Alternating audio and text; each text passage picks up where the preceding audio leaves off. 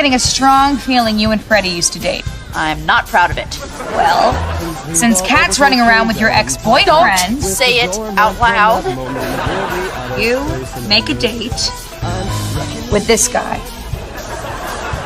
His name's Robbie, and Kat's had a crush on him like forever. Him? He's sort of a him.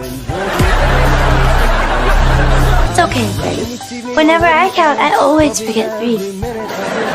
No, but I didn't forget to say 1. I do it on purpose. What? That sounds like...